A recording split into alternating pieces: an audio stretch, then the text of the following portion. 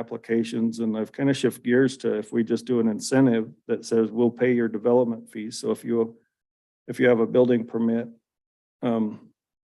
or an application, conditional use permit between now and June 30th of 2024, then we would just offer $25,000 of your development fees and just see how many people are ready. We do have about 4 buildings that I know of that are right on the edge, but if the development costs are part of that barrier, wait their applications, and I've kind of shifted.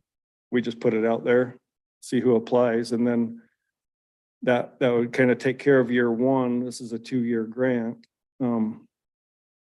After we see who's in the system or who's applied, then we can take the remaining balance and divide it between those applicants for other costs that are associated with creating an event space.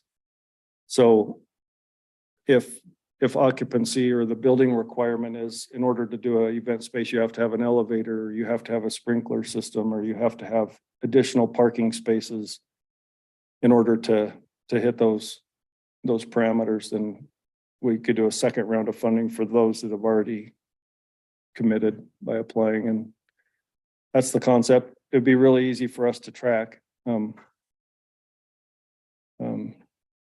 impact fees, building permits, connection fees, running utilities. Every project has its challenges. And so that's kind of the concept.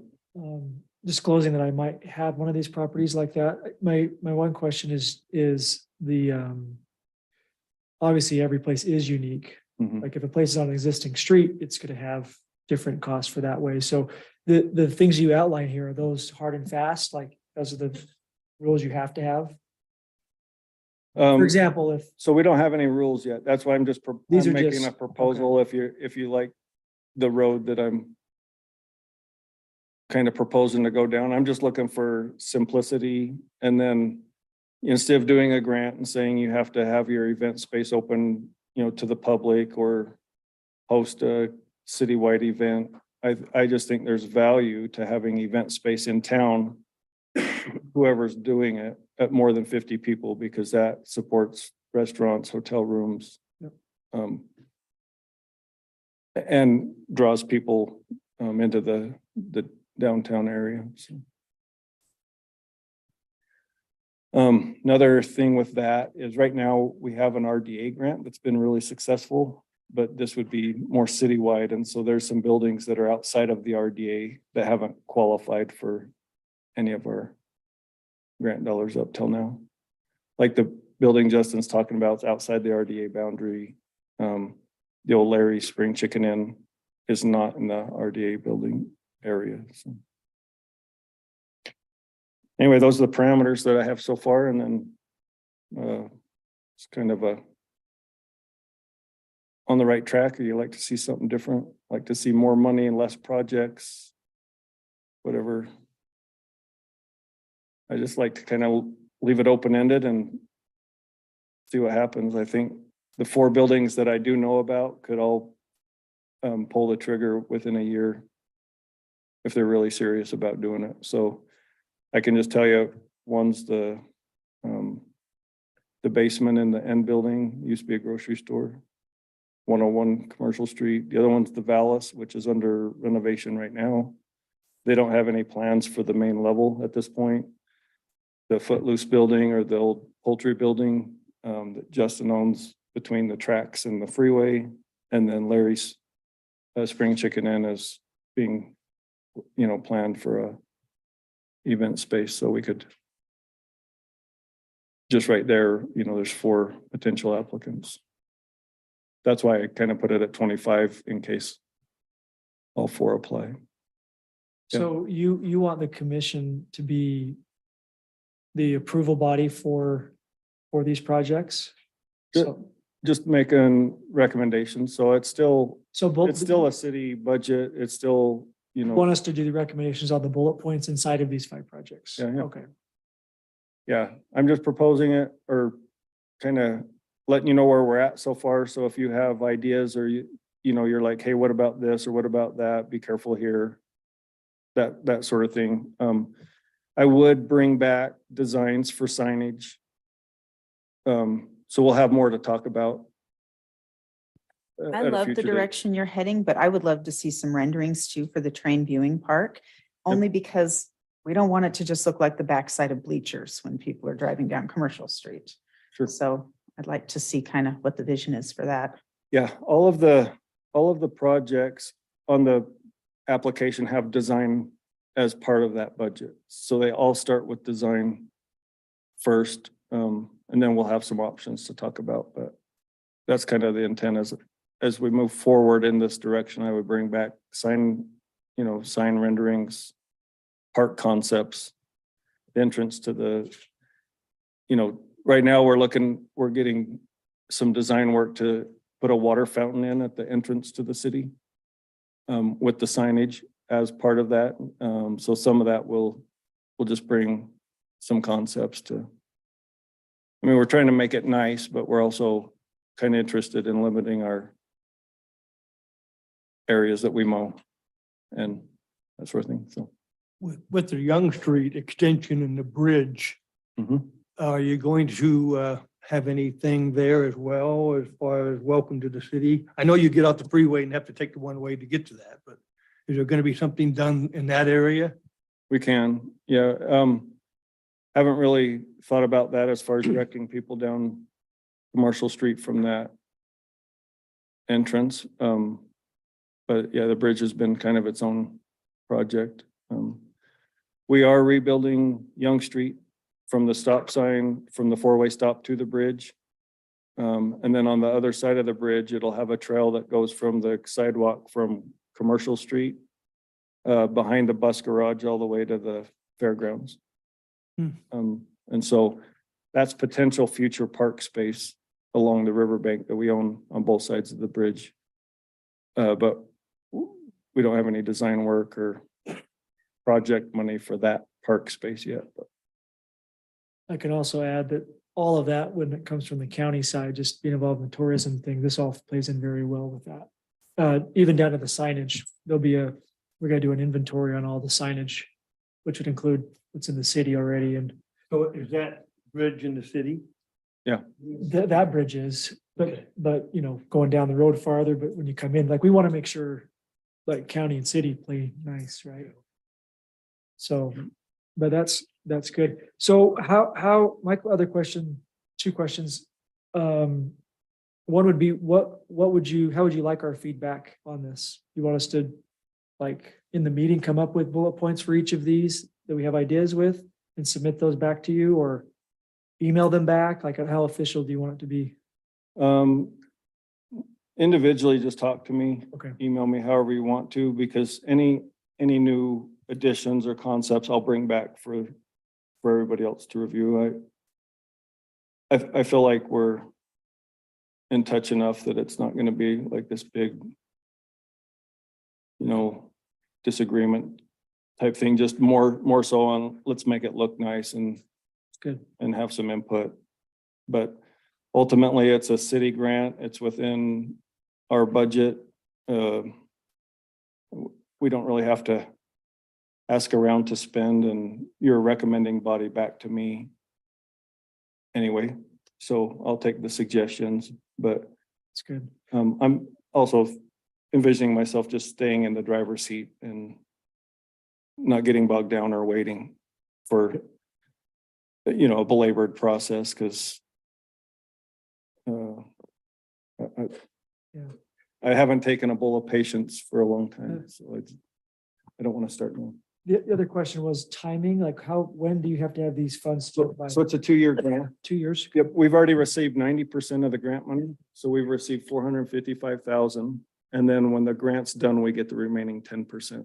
So it's a front-loaded grant. Nice. It's on our books. We put it in this year's budget. I'm trying to get as much done in the 2024 budget as possible. So then we have another year to tie up loose ends. Like that event space, let's see who we have. And if we don't get any applicants, then we have another year to reassess and either reprogram the money or figure out, at that point, what we learned through year one in order to we don't know. And We just say, if we just put that out there and let the owners of the buildings either react or not, then we'll know where we're at. But Great. so thanks for your, oh, anything else? Sorry. You're good. Thank you. You were just gonna excuse me anyway, right? I was just gonna You're see like, if we you were gotta- finished. Yeah, the train station guy, it's like, we got to schedule. Thanks so much. Thanks, Ty. Appreciate it.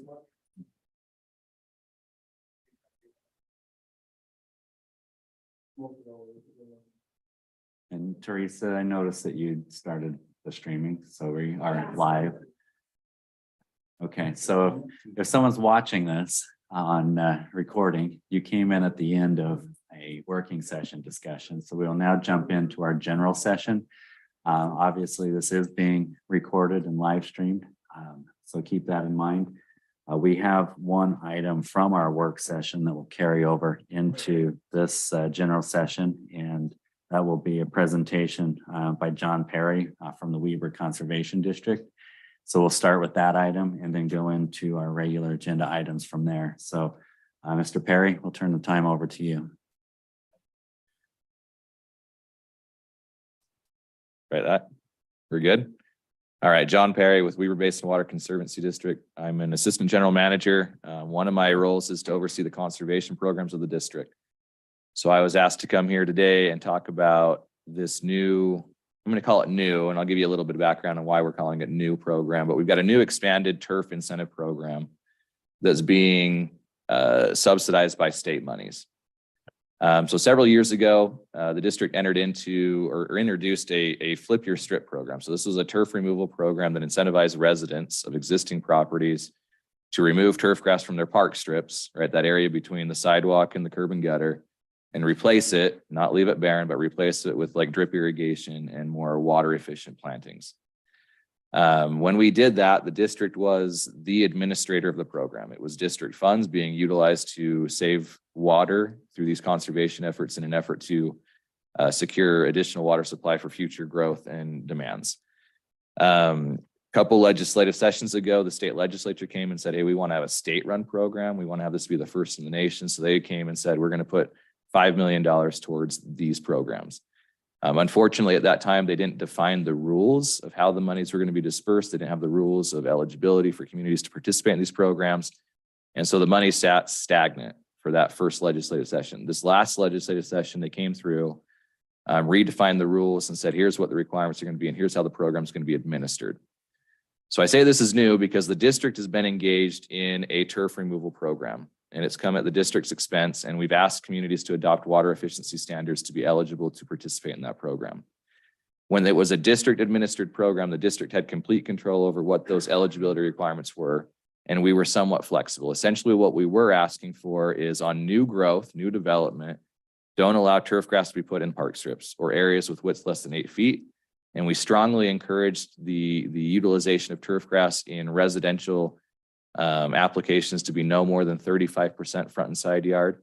And we'd encourage it just as a general design consideration across the entirety of it. And then on commercial, industrial, and institutional spaces, we said 15% with an allowance for designated recreation areas that we asked be designed with water efficiency in mind. And so those were our eligibility requirements. We have probably 20 some odd communities within the district's larger footprint that have adopted ordinances and been eligible for made their residents eligible to participate in this program to date. Over the last year and a half, 2 years, I think we're over 1,500. It's probably 1,600 different applications in those communities. About $1 million that have been committed towards that program. So there's been a lot of interest. That program was being funded at $1.25 a square foot. So it certainly wasn't going to pay for the entirety of the project, but individuals that were interested in doing it, they were doing it themselves. They could pay for maybe, a third to half the total cost if they're contracting it out. Well, it just depends on what the contractor wanted to have you pay. When the state finalized their rules, they came out and said, well, here's the eligibility requirements. And they made it a strict requirement that new single family residential units be restricted to no more than 35% front and side yard. Like I said, the district was a little bit flexible on that when we were operating our own program. The expanded program, that will be a hard and fast rule. So in order to have this program eligible or available for residents in Morgan City or other communities, ordinances need to meet, I think, these rules that have been sent out. So it's generally that 35% single family residential front and side yard. It's the 8-foot widths. It's the commercial, industrial, institutional spaces being at the 15%. And then we do have a slope requirement there, you know, not putting it on 25% slopes. I mean, that's generally what we're speaking about. For communities that adopt those standards, we now have the expanded program. So the district's program was isolated to park strips. This program is expanded now to just yards in general for existing homeowners. This isn't new, this is just existing, where they can come in and participate multiple times over several years to receive up to $2.50 a square foot to help them remove turf grass and put in water efficient landscapes with drip irrigation and things like that. So that's the story behind what we're doing. Really what we're saying is if Morgan City wants to participate in this program, we would need to have an ordinance adopted that meets those standards. We're not forcing it on anybody. It's voluntary. We do think it's a good idea, recognizing that water is going to be, and already is, you know, a limited resource that is going to be a function of how much growth and other things take place, economic vitality of our area. And so we are promoting it. We're certainly supportive of it. But we recognize that, you know, different communities have different needs. And so it's completely in your guys' court. With that, I guess I'll take any questions, or if there's. Related to the $5 million, you said $1 million plus has been committed so far. I thought I saw something on your website that said pending availability. Is that expected to run out, or is there a possibility that people apply for this and they, you know, funds are gone? Well, so we've always got budget constraints. We don't have an unlimited source of monies available. So the district is budgeting money every year towards this program. It's just part of our ongoing budgeting process. The state budgeted that $5 million in one-time appropriations a couple legislative sessions ago. They appropriated another $5 million this last legislative session with a commitment to have $3 million ongoing. Now that's statewide, right? And so that's going to be Weber Basin Water Conservancy District, Central Utah, Jordan Valley, and Washington County all competing for that pot of money. In addition, for the state administering their own program in areas outside of those conservation district service areas. So we plan on funding this for the foreseeable future. It's not a sunsetting period in 5 years. This is an ongoing program that the district is going to be engaging in. Really, that comment is, you know, if we had an extreme amount of interest in this program, we would potentially have to limit it to the budgeted amounts that are available.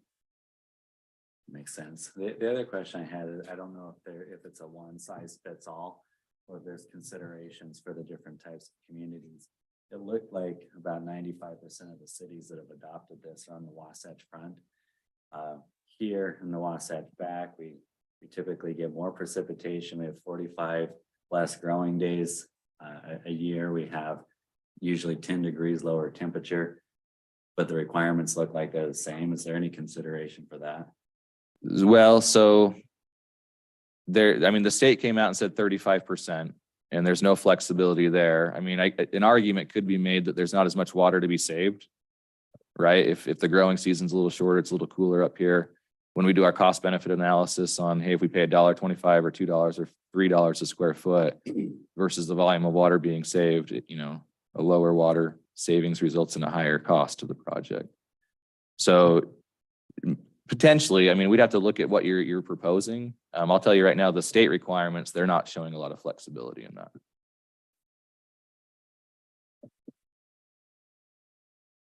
that.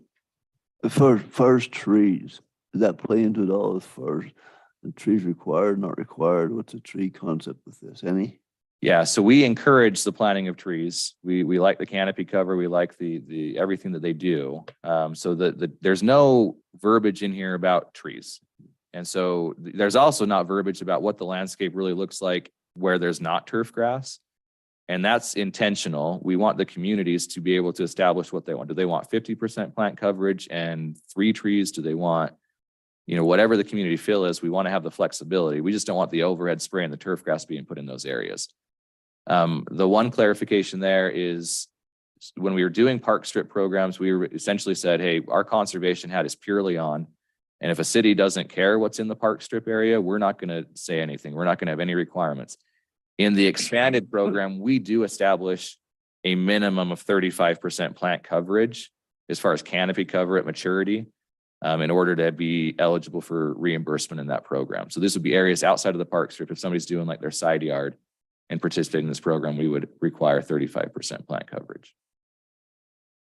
And you know, that could include all kinds of plants, ornamental grasses, shrubs, perennials, all kinds of options. And that's 35% isn't a lot to ask for. This program does have some very specific things you can see on the screen, but then it also has a really big sandbox for cities to create their landscape ordinance, how they'd like to do it. So, and the big sandbox is what kind of aesthetics, what kind of beauty do you want in terms of landscape or that? Is this program cover all of the areas that work with Weaver Basin? So the program is available for the entirety of the Weaver Basin footprint. So that's Davis, Weaver, Morgan, Summit counties. To the point of communities that have adopted ordinances, you are right. They're predominantly along the Wasatch Front, but Snyderville Basin, so Summit County, they've adopted ordinances. Park City is we're this close to having it done up there. So The reason I asked that question, I've got a daughter that lives in another city down Wasatch Front. I've been doing some research to, change her yard around and talk with that city. They were aware of the Flip Your Strip program. They said, just because we were based, they take care of it all. Somewhere on my research, I'd seen something about the lawns. Oh, I guess Salt Lake County had some news broadcast on that. So I asked the city what they knew about the yard program, and they didn't know anything about it. this was Salt Lake City? No, well, it was another city. Okay. North Salt Lake. So They it's, had no idea there was that program even existed. yeah, I don't know what to say other than we've sent emails and letters, But official that- letters to every community saying, here's what's going on. And it's not uncommon for us to take a phone call from a staffer that says, hey, what's going on? And we say, well, did you get the letter? No. So we'll send it to them again. But we're trying to get the word out. It is a fairly new program. Okay. I don't know what to say. I mean, I try to come to as many of these meetings as I can. And it, I got a question. There's a lot of areas in our city that doesn't have curb and gutter. And they have grass that goes right out to the road. Mhm. So that would apply to them as well. Yeah, so the expanded program, the requirements that we're talking about now is no longer restricted to the park strip. Okay. So if we adopt the ordinances that are laid out in this document, the 35%, the park strips, the 8-foot width, the 25% slopes, the 20% or 15%, excuse me, on the commercial, industrial, institutional spaces, then the only program that we would administer in Morgan City would be the expanded program, which is, it doesn't matter if it's a park strip or a front yard or a side yard or a backyard, as long as that ordinance is adopted on existing development, this program would be available.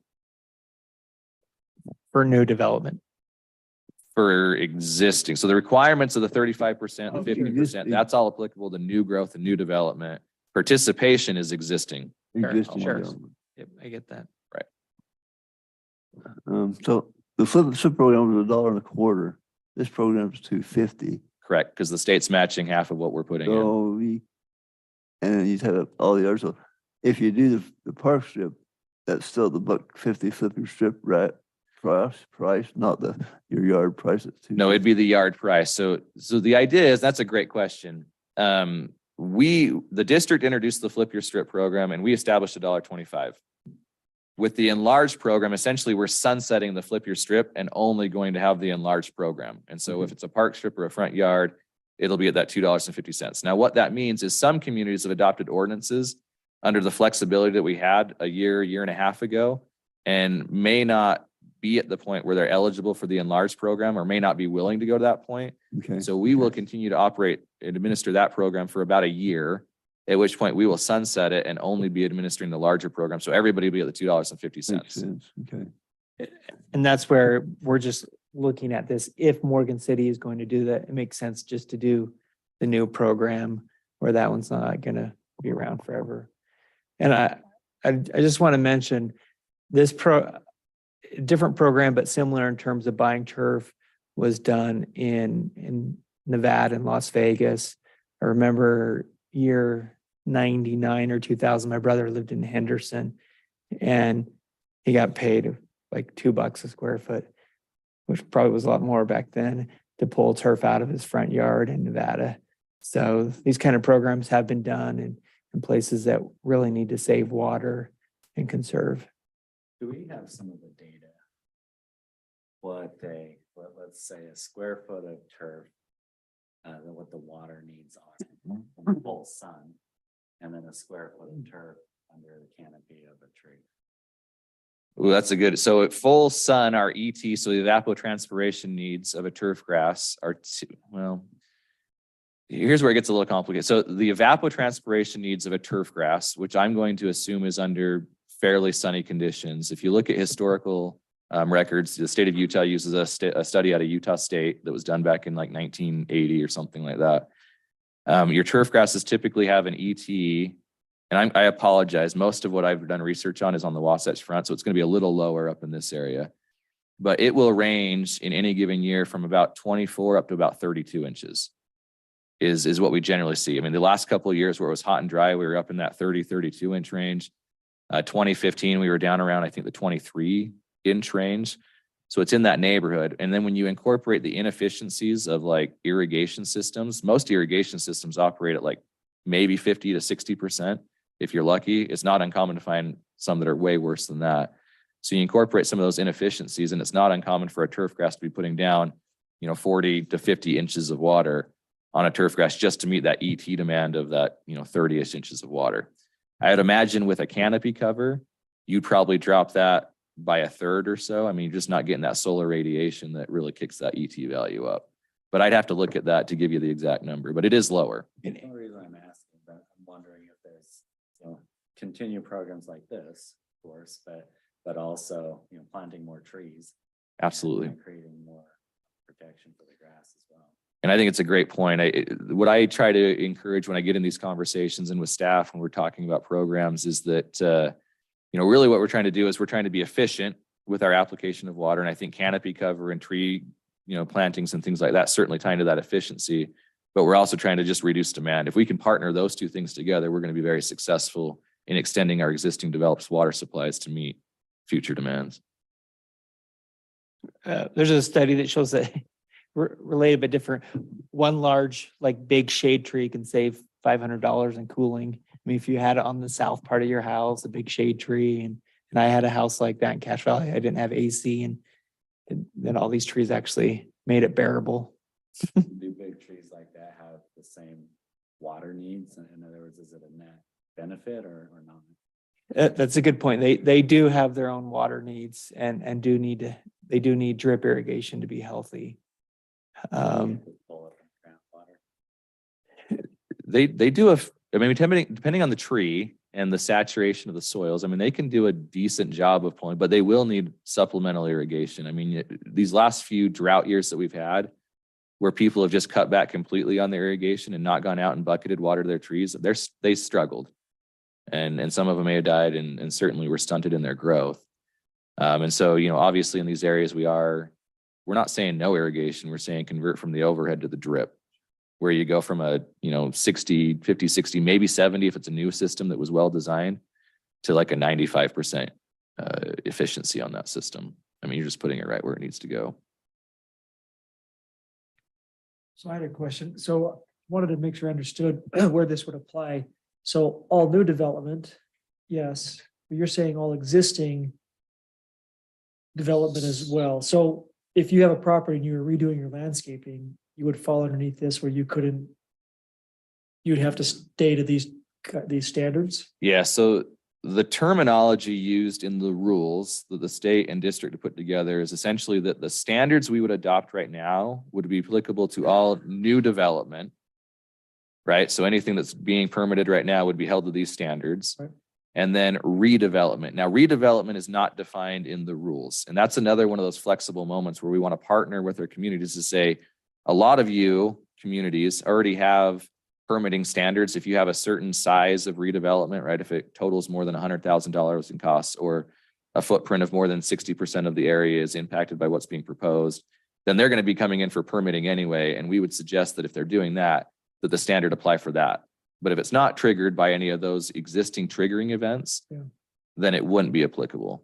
So if my house over here, I ripped out my front yard, took the turf out, and was gonna put new turf in. If we adopted this, I would have to redo all my landscape to abide by these particular bullet points. So I haven't read Morgan City standard, but I'd feel comfortable making the argument that redoing a landscape would not trigger any sort of permitting event with the city. Adding on to your house may trigger a permitting event. And if the landscape is affected, you may have an opportunity to have it be applicable there. Building. There is flexibility. Building permit is the trigger. Building permit. Yeah. However, if of course you wanted to take advantage of the program, then you would need to meet the standard. Well, and I'll clarify that. So I mean, if somebody, the ordinance, this is, okay, the ordinances are applicable to new growth and the redevelopment, however we define the redevelopment, okay? Participation is existing customers, but somebody coming in and participating doesn't have to come in and say, okay, because I'm going to receive $3 or $2.50 a square foot, I've got to tear out all but 35% of my front yard. They can phase into it and say, okay, I'm going to do half my front yard right now. That 35% requirement is not applicable at that point. We're incentivizing voluntary participation to hopefully get to that point, but it's not going to be suddenly a triggering event where if you participate at all, you've got to meet all these standards. That's only new growth and the redevelopment. Okay. One mention is, you'll notice, I don't think there's anything regarding backyards. You know, everybody loves their grass in the backyard, their play space and all that. And kind of goes with that philosophy. If the only time you step on it is to mow it, maybe it doesn't need to be grass kind of idea in terms of the sides and front. So those who have looked at these programs are really trying to, let's move the higher use landscape plants to lower water, or excuse me, the higher water use to lower, and then the place where people are outside and you need, a Kentucky blue or a fescue or something like that, hands off. Well, I guess what I'm getting to is, and this might be if you want to participate or not. So I think the issue, at least it's coming up in my mind, is if you're getting forced into certain landscaping requirements, you're going to get tons of pushback, right? At least in my opinion. I would, if I was redoing my yard, which I'd be like, what do I have to do now because I have to do this? So what I'm saying is if we adopt an ordinance, it's not just like, hey, if everyone wants to participate, you can. What we're saying is we would actually have an ordinance adopted that would force this on any new development and anyone that would trigger with a building permit. That's what we're saying, right? Correct. And that's the direction the state is going. Yeah. And this is probably getting into the weeds a little too much, but I think it is an important point to note is that the state, time flies for me, back in 2018, so I guess 4 or 5 years ago at this point, the state put together a regional conservation goal document. So I'm not sure how familiar anybody is with that document, but essentially broke the state into like 9 different areas and said, here's your gallons per capita per day water use right now, based on water data provided by Morgan City, by Park City, by Layton, all these different, water providers in the area. And what they said is that in this document, they came out and said, okay, Weber Basin's drainage, which Morgan City is included in, had a GPCD in 2015 of 250 gallons per capita per day. What they said is that the conservation goals identified in that document is we need to go from 250 in 2015 to 175 in 2060. And so that was a document that said, here's what we're recommending. Well, the legislature took it one step farther in the next legislative session and said, that's now everybody's goal. So general plans of cities and communities, you are required to adopt the goals defined in the regional conservation goal document unless you want to come in and argue for something different. And so part of the requirement for a general plan and our water use is to basically merge those together. Land planning and water use planning need to be merged, which has historically been siloed. But we also need to be demonstrating that we've got plans in place to progress from, I don't know what Morgan City's GPCD is. I know you guys got like 5 different sources, 3 wells, 2 springs, something like that. But the region as a whole needs to go from 250 down to 175. I'll tell you right now, 2015 was a cooler, wetter year. It wasn't a fair starting point for any of these conversations. And I argued it. I'm not a statistician, but I said, you know, a single data point doesn't make a trend and it's not a fair. But anyway, that's what they did.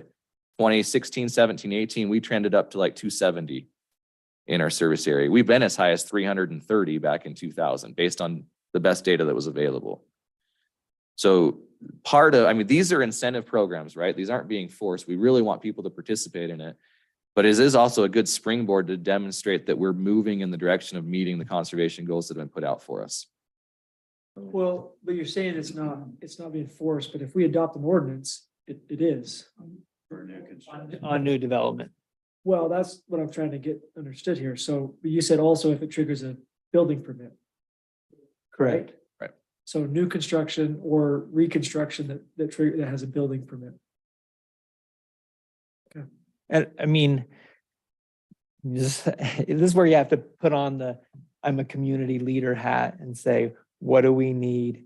You know, what does it look like for Utah, from Oregon, for all of us to have sufficient water to meet our growth in 20, 30 years, to save the Great Salt Lake, so we're not bringing in, breathing in, you know, toxic air, the dust, ski resorts, all these things are connected.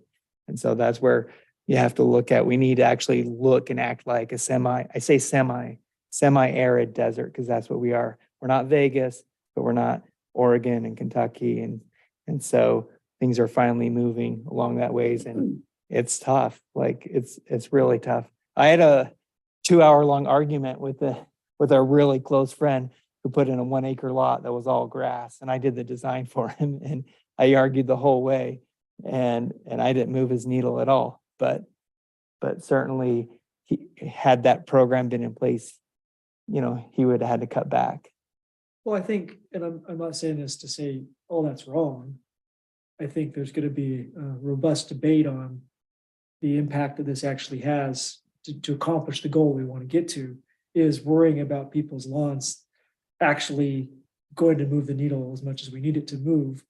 And would all this there, you're again, speaking more as a private citizen versus the commissioner here, I just think that the more you impose on the way people can do their stuff, they're going to be pushed back, right? I'm not saying it's wrong. I'm not saying the idea is wrong, and you're going to have that debate, but I would say that as a community leader as well, though. I question whether it is the government's role to legislate what a private property owner can plant on their property. And I don't feel comfortable creating more legislation and more rules. I'm all for education. I'm all for incentivizing, but that is a hang up for me as well. yeah, and I think it's good. Like, we've got something we have to address. So how do we do it, right? And so I think that's where I would come from, is to say, how do we as community leaders and citizens in our city here attack the issue, and is this the right way to do it, by adopting these ordinances? Yeah. Or And it is Other a ways. challenging conversation. I'm not here to say it's easy, yeah, right? I'm certainly not. I've had plenty of these conversations. I've seen every side of the conversation to be had. I can respect what you're saying as far as, you know, what's the government's role in kind of being involved in these processes. I guess the one thing that's kind of solidified my position is there's several things. One of which is, if you look at the district's supply and demand studies for the last 3 decades, we've had the Bear River project as being this massive project that it doesn't matter. We can continue to use water like we have historically, because when the time comes, we'll build the Bear River project and people can continue to use like it is. Well, with recent legislation and the prioritization of the Great Salt Lake as it relates to our water use, I can tell you right now that the Bear River project will not be anything close, if it's constructed at all, to what it has historically been designed to do, which means that we don't have 50 years of water supply because we can bring in 50,000 acre feet of water. Any project we develop right now, if you look at state engineer policy and legislation that's being pushed, has to have mitigating measures to the depletions that would go to the Great Salt Lake. Which means if I develop the Bear River project under that stance, I don't know how you mitigate depletions to the Great Salt Lake without only having it being utilized for indoor water use.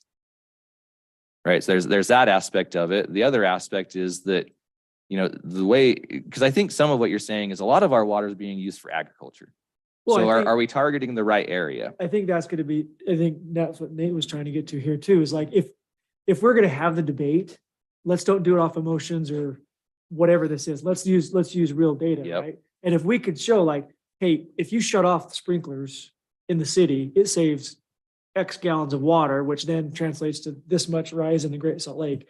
I think we can have a debate about, hey, that's that effective. Yep. And And I think that's where I would say, if we want to have this as, you know, an item to bring up and have the city council consider it and us to help with it, I think we need to have Yeah. some very, very good facts and figures that can back up what we're trying to do.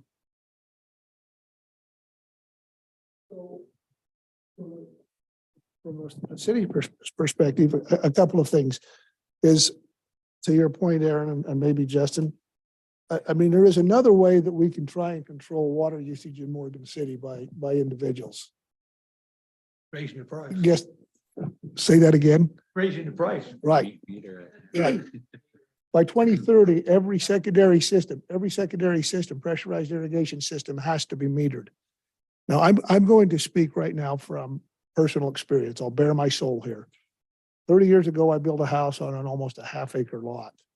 I got probably 8,000 square feet of grass. Ask me if I would do that again today. No. But I don't care, because right now I am on the pressurized irrigation system. And I guarantee you, I know that I'll be honest with you, I probably waste water. I probably water way too much. So if that becomes metered, which it is supposed to be metered by 2030, that's requirement. All of the secondary systems will be metered, and then there becomes a cost associated with that, an overage cost of some sort. I'll be paying pretty close attention to that. So I'm agreeing with you on the property rights issue. I'm just saying that as a city, there's another way to kind of skin that cat, and that is, you know, I hate to say this, but you know, it comes, you know, is it going to cost you more to water that big lawn? You know, and Whether you're using secondary water or culinary water. exactly. Now, is there a move to Exactly. not allow to water lawn with culinary water? Our secondary system, when it was put in place, was never mandated. You know, it wasn't. Now, you can argue if that was the smart thing to do or not, but it was not mandated.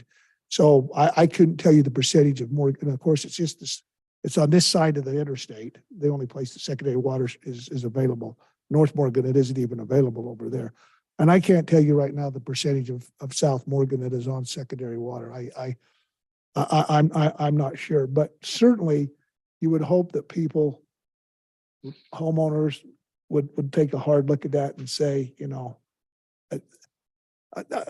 there's some other, well, I don't want to get into that at the moment, but there's some other things concerning the secondary water system. But yeah, I mean, you would hope everybody would use secondary water for outside watering, but truthfully, Mark, that isn't happening. There are still a lot of people that are using culinary, which is expensive treated water. So that's not, I guess the more you raise the price on culinary water, the less they'll water the lawn with culinary water. exactly. They'll either pay it or their lawn will burn up. And that's happened as well. And So- you need to be, I don't disagree with a word you're saying. I mean, there are certainly financial perspectives and tiers that you can do. I would be careful about one of my concerns, because I've had conversations with people at the state level where we don't need to invest a dime in conservation. We just raise the rate and we'll save the water. And the reality is we will, but we'll also be creating huge blighted areas of our community, because there are people that are not in the financial situation that most of us in this room find ourselves. And if you start raising that water, they are not going to be able to maintain a landscape. Like, that's where it's going to go first, right? You've got to bathe, you've got to cook, you've got to shower. And I get secondary and culinary, there's the differentiation that takes place there. But it is something to be aware of, that if you don't have equally aggressive programs that help them do something different with their landscapes, whether it's an increase in price of the secondary or the culinary, then you are going to be driving people to just stop watering it. And that's not what we want to accomplish either. I totally agree with that. Again, I'll bare my soul. I don't want to live in a neighborhood or a subdivision where I drive down the street and half the lawns are burned to a crisp because for that very reason. They can no longer afford to water it. So You can tell who's rich and who's poor. that, yeah, so Tax on the poor. there is a fine line there. Yeah. There really is. These are some tough solutions that you're dealing with here, but, yeah. But I know for myself, 30 years ago when I built my home, it was cool to have 8,000 square feet of lawn for my grandkids to play baseball on. Now I'm empty nested. I wish I didn't have near that much grass, but that's just, And water's water, whether it's secondary or culinary. I mean, and they're pretty much coming from the same source. It's just one's going into a ditch and one's going into a pipe that's going to a treatment center. But it's all coming from the mountains, generally speaking, and it's all heading, down to the Great Salt Lake. but my guess would be if I was a betting man, my guess would be is that we waste a lot of secondary water in this. Oh, in this city. absolutely, absolutely. I've seen it all the time. One consideration I'm interested in your perspective on.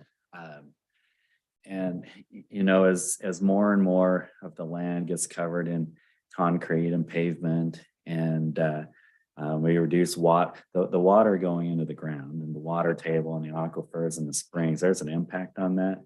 There's also an impact on the soil and the long-term effect in places like Phoenix, for example. You had to have engineered slabs on your foundation because the soil was, compacted and houses were splitting. So there's $10,000 or $15,000 to add to those kinds of things. I'm curious what your perspective is on some of that to the extent that they've had to start using porous paving so the water can seep through and get into the ground. Yeah, no, I think we need to be very careful in how we approach development. I mean, that's one of the reasons that in our programs, if you go and put asphalt or concrete, it's not eligible for reimbursement. We don't want to be creating these non-permeable surfaces. We want that infiltration to still be taking place. We want the drip irrigation for the cooling effects and things like that. And so, yeah, we want to be cognizant of the impacts of development to our groundwater infiltration and things like that. The one thing I will say is I do have a little bit of hesitation about saying, because I've engaged in conversations where it's, hey, we need to continue to over irrigate and overwater because it's helping the aquifer. Well, the reality is we're either pumping it out or we're diverting it out of the natural systems to make it into those irrigation systems. And there's better ways. If that really is our concern, then let's divert it into like an aquifer storage and recovery type project where it's a site that's designed to percolate and infiltrate down into those deep groundwater aquifers where we're pulling the water from and actually make a difference, mitigating some of those water quality issues of, that we get as we collect water from contaminants on fertilizers, lawns, and things like that. And so I think it's something that we need to be aware of. I don't have an answer other than to say, yeah, it's something that should obviously be considered in planning efforts and things like that. And if we have, records of groundwater levels and things like that in our wells, and we see declining levels, well, there's several approaches. We can reduce the demands that result in the mining of the groundwater. We can increase the deliveries into the aquifers through ASR type facilities, or we can look at just the infiltration that takes place on agricultural lands and things like that and how we mitigate those when they convert to development. So, I mean, it's certainly something to be considered. I don't have a silver bullet for you, unfortunately. I have a question. So say example, the city goes ahead and modifies their landscape plan, but only concentrate or change their code to meet the requirements in, for example, multifamily, commercial, manufacturing, but don't meet those in single family residentials. Does that? It's say an that- all or nothing is what it's presented as. Yep. I was wondering if it's all or nothing. Which that is a really tough pill to swallow because Morgan City hasn't done that before. Most cities haven't. I mean, we do zoning for their buildings, their sidewalks, their curb and gutter, everything else, but residential landscape has been hands off. Of course, through the zoning power, we do that with commercial, manufacturing, all the other zones. There are landscape requirements, and so it is one more step that is going to be hard if the city chooses to do that. But Yeah, and it we- is exercising the same authority that applies to their home, their neighborhood, their development, and everything else. Because, Nathan's been here long enough and Mayor Little, and Mayor, and and Councilman Tony, that we do recognize that the landscaping in multifamily and commercial manufacturing is probably excessive amount. And, you know, we've looked at that needs to be modified, but we've never talked about or felt there's a need to go through the single family. So. Yeah, and so we brought up the agricultural versus municipal, right? And it's a conversation I engage in all the time, and I think there's several things to consider. One is when the district's engaging in these types of programs, our portfolio of water that we've developed is predominantly being used for municipal. So that's a known resource that we have that we're trying to extend as far as humanly possible. Okay, when we look at agriculture and how that water is being used, short of the state coming in and doing something drastic with water right law and the prior appropriation doctrine and all that stuff that has dictated how water has been administered for hundreds of years here in the state, right? 150 or whatever it is. The only opportunity we have to go in there and do something there is to purchase it from them. We can't eminent domain it. We can't come in and take it. It's got to be a voluntary kind of interaction that we engage in. And there are trade-offs, right? The agricultural industry in the Utah, it is an industry. There is a value to what they're doing. Now, you can discuss and argue the merits of what's going on, how it's being utilized, what crops are being produced. But at the end of the day, they have played by the rules that have been in place for 150 years, right? They've acquired a water right. They've put it to beneficial use. They've proofed up on it. They've certificated it. They've perfected that water right. And so now to come in and essentially say, I can make better use of that than you are, would be a taking of real property that we're just not ready to do at this point. And I don't think I'm ever going to be ready to outside of some sort of transaction. Yeah, so just real quick, I'm kind of thinking, you know, I'm not hearing anyone arguing against conserving water. That's clearly something we need to be thinking about, be smart about, think of the next generations, think of growth. It absolutely needs to be done. It's this concept of what's going to make a difference. And, you know, and we can do what we can residentially. I don't have a problem with thinking through different options there. You know, I still struggle, and that helps with that explanation on the agriculture piece. You know, there's so much that goes into that, and even Utah's primary agricultural crop is alfalfa, and yet we don't eat it. The federal government pays $7 billion to keep your fields fallow because we have too much, and trying to save farming costs and carbon gases and those kinds of things. So it's, you know, that's our primary crop. We don't even need it, and that's where all our water goes. I struggle with that. And I am not selling water to those users, so I don't know what to tell you other than we will, from the district's perspective, we continue to engage in those conversations to optimize agriculture. And right now it's the irrigation practices that are being used that's really a focus. But I'm not going to be surprised if in the not too distant future, it's a conversation about crop selection. Go ahead, Tony. When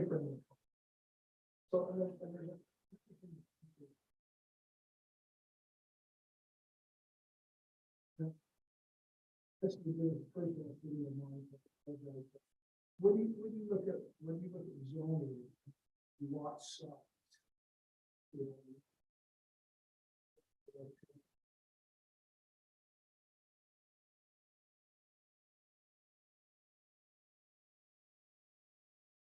Then speaking from somebody that has almost, I mean, 20,000 square foot lot.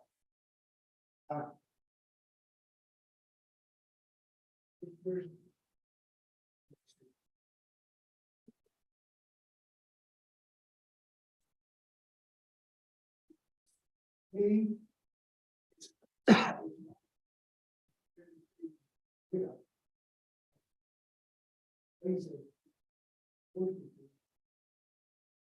not quite big enough for that, but it's almost too much yard, particularly for try and keep looking green and nice, and all too often to be bigger lots.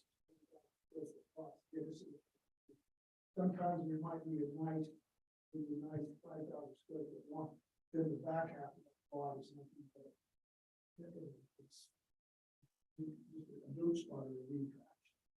So that's kind of why I have a thinking of business.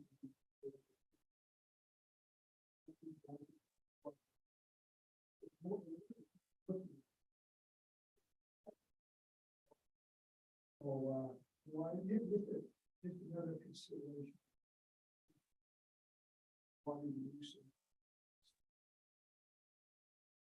It's a good consideration. And I'm not even.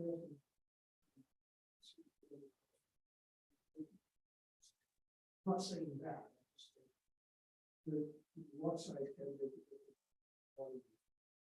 Are there other incentives that are being considered? So I think that's smart from a planning perspective. But I'm curious, things like gray water projects or personal, home residential water reclamation for, anything that's non-sewage. Things like that can help, or rainwater collection systems, or in the piping, smart piping with leak detection. Things like that can help. So rainwater collection is allowed under state law. In 2010, they modified the state statute to allow, if you get over a certain size, you got a permit. There's no cost to the permit. You just go into the state website and do it. There are certain areas that incentivize, the purchase of rain barrels and kind of the installation of those. Recognizing the 2030 meter installation deadline that we have, that's a lot of our resources are being diverted right now. As far as, leak detections and things like that, we engage in those with our metered customers. And we highly encourage any other secondary, irrigation company that's putting meters in to look at having the infrastructure put in place that facilitates that high level of education.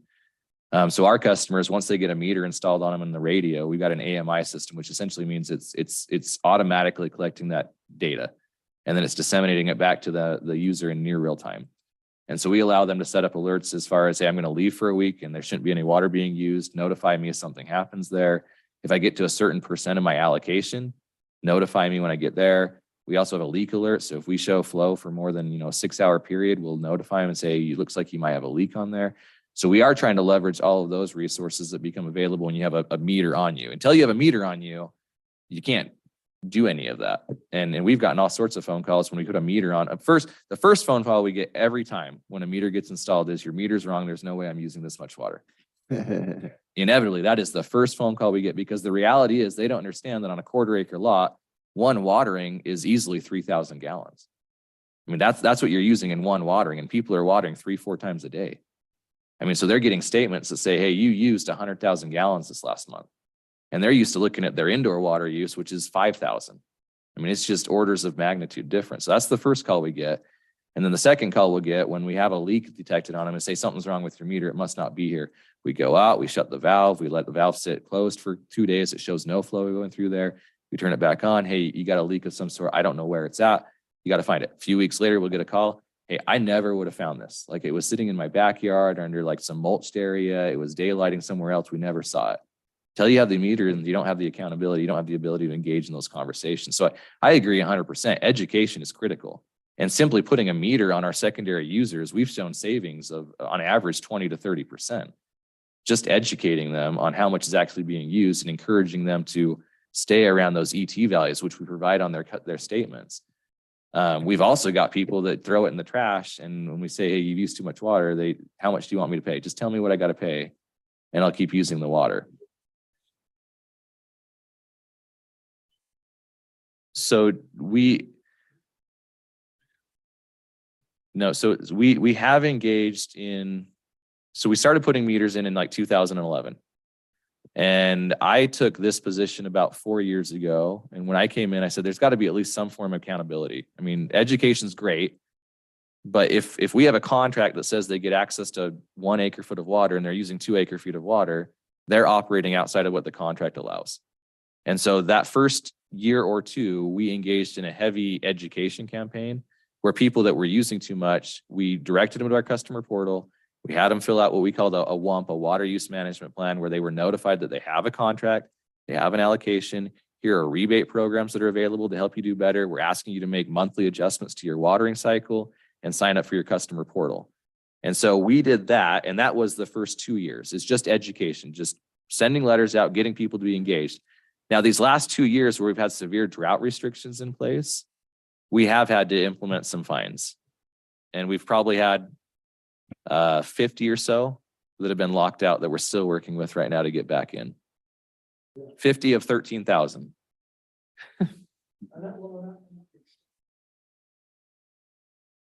Justin has a comment.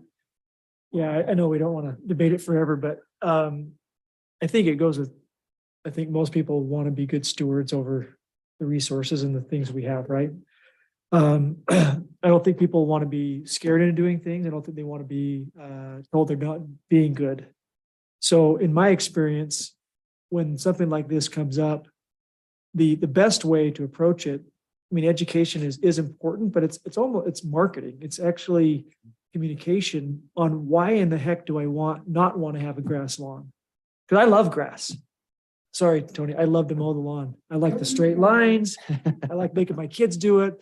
But the way that's, you know, those are all personal preferences. But why do I want to do that, right? I think when you look at our community, maybe it's just because we're used to the grass, and that's probably a lot the case for a lot of the communities. If we want to do something like this, my feeling is we need to show there is an actual better way. It matters to your pocketbook. You save X number of dollars, hundreds, thousands, whatever dollars by doing it this way. How do I landscape it? Because my first thing is like, I've seen some horrible desert scape stuff. As a matter of fact, most of it I see, I do not like. I don't like it at all. There's a few out there, I'm like, okay, but they spent a lot. I mean, I have redone my landscaping and it was a ton of money to do Right. it. The grass was the cheapest option by far. Oh, absolutely. And that's a tough thing. So why do I want to do that? I just feel as for our community, if we do want to go after something like this, we really need to say, okay, well, here are some examples. And I would also say lead by example. If we want to do this as a city, we better darn well as a city go show how good it can look on the city property. Yeah. If we're going to tell people you can't, have a front yard anymore, I have other questions and issues with that one, but like, well, okay, well, what am I going to do? Like, maybe that's all that I have. So let's give people reasons why, like in a positive way, rather than like, sorry, no offense, but like, don't tell them that we're going to die from toxic dust from the Great Salt Lake. Like it could happen if in a catastrophic thing, but like, I don't believe in scaring people into doing stuff that way. I think there's a And I better didn't way to say do that stuff. to scare. No, just it's I a use that- reality. If the Great Salt Lake dried up, then we start moving in that direction. It could, and it very well could be, but I'm saying that I don't want my kids living under that kind of thing. Like if I take an extra drink of water, we're gonna die because the Great Salt Lake's gonna dry. Like, you know what I mean? Okay, there's a debate here on the right way to, what I'm saying is, I think we need to approach this from a more of a positive standpoint rather than one that's it's restricting or taking away. The minute you go from restricting or taking away, you've lost the communication battle.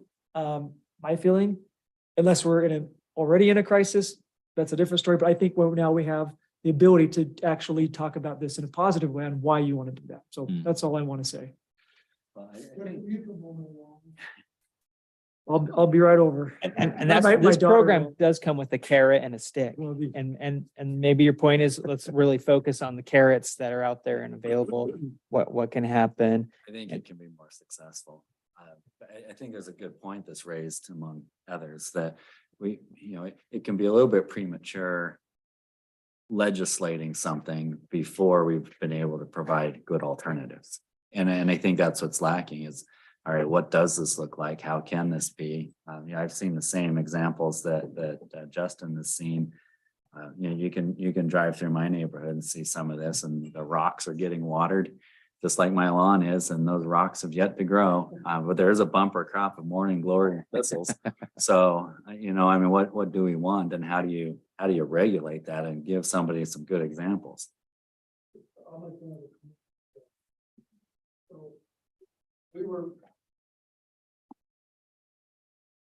Simply here, and perhaps Ray, when he was mayor, remembers this. We simply looked at a few years ago at water usage that some of the folks in town were using. And we said to we looked at it just like, is it John mentioned? And we said, this is nuts. 200,000 gallons in the wintertime, or 150,000 gallons in the wintertime. So as a city, we went out and we targeted some of these users, and we said, this can't be right. Then in a couple of instances, it was just simply a matter of fixing a leak that was easy to turning off a valve or something like that. And just by looking and trying to fix some of these leaks and some of these high water users, this was a couple of summers ago when we was in the drought. I remember that summer we saved millions of gallons of water in Morgan City just by taking care of leaks and detecting these leaks. And we did it essentially, maybe not as technically advanced as Weber Basin Water, but we did it by simply looking at individuals and saying, whoa, this looks out of sight here. This is a lot of water for that individual, particularly in November, for an example. So, and we saved a ton of water. So there is some water savings, a lot of potential to save water just by, cleaning up these leaks and fixing some of these leaks we have, which we've done. So That's smart. just wanted to Lot point of that smart out. I got a comment. Here in Morgan City, we have secondary water. We've got culinary water and we've got irrigation in ditches. And I don't know how you control that. For example, this morning, when I drove by this corner right out here, there was water bubbling out of that thing, running all over the road and down the street. And, this is irrigation water and it's in the city. And I don't know, has that ever been addressed or is there any way that has to be piped? And I don't know. Yeah, the ditch companies. And there's a lot of wastage going on there. How does that apply to the 2030 requirement of, It's pressurized irrigation. okay, And so if they're gravity flow ditch, then it's not applicable to them. Now, that being said, there are monies through the NRCS and things like that that help to pipe some of these open ditch systems that we could There- certainly There, point them in the right direction. And There's, just so it's a you know, that cost. in a lot of, like, if there's a development that has a ditch coming through it. Yeah, when the we development require comes the in. developer to ditch it all, to pipe it? to pipe it all. the ditch, ditch it the off. ditch companies are monitored by how much water enters the head of their ditch out of the river. That's gauged. How they use it from there on there's no control. there's really not a lot of auditing. It's Yeah, just yeah, at the I head use it how gate. they Yep. want past that point. It's monitored how much goes into at the head of their system. So they have so many shares that they have. They get so much water, high water, low water. That's a whole nother realm. It Whole other- is. whole other It's a concept. fun conversation. Another side question for you. Again, I've heard, again, I don't necessarily believe in this concept. Some people say those leaks are beneficial because it feeds underground water and we were basically can pump it out of the ground. And It all goes back to Weber and Basin. use the water, use the water that I lost.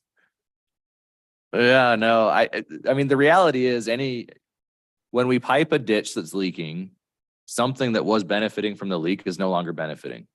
Right? If you created an artificial, I'm going to call it wetlands, even though I think there's a discussion about how you define a wetlands. If you had a lot of vegetation along a canal system and then you pipe it, you eliminated the leaks, you become a more efficient system, but you've also done away with that vegetation that was right on the side of the canals. And so I think it's an important point that as we talk conservation, as we talk efficiencies, there's winners and there's losers. The underground water is no longer there. And the people sub area or wells Yeah. and those kind of things are no longer there. Well, if we were really getting all the leakage, I wouldn't be here today. You can look at situations where people agriculture starts to sprinkle irrigate and ground around them all of a sudden dries up. Yeah. So there's something to be said about the underground aquifer that we don't know where it's at and where it's at. Oh, it's, And I was it's, teasing. it's a little bit. complex We were- hydrologic we were system. based benefits by all our leaks. Fair enough. We are still in our working session agenda item, although our landscape ordinance, that is one of our agenda items, is based on all of this It is. conversation. So I felt like it's been okay to let this continue.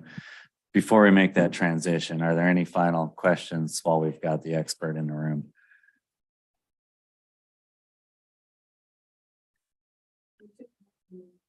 I you, apologize. I either don't take enough time or I take way too much time and I can't get right in the middle there. I think it's been a great conversation. If I can just wrap it up, I do think that the more we can tie the land planning and the water demand planning together is going to be beneficial to the growth of our communities, right? Because we can't make land use decisions without contemplating what the impacts to our water supply are going to be. And so I think that's historically been siloed. This isn't Morgan City in particular. It's just across the board. Right? They've been operating in silos where zoning and landscapes or whatever else is being decided over here. And then they just go to the water guys and say, make it happen. And the water guys with the legislation that's being promoted and everything like that, it is a little bit scary. I don't want to, it's not doom and gloom, but it's certainly a different picture today than it was 5 years ago or that it was 10 years ago.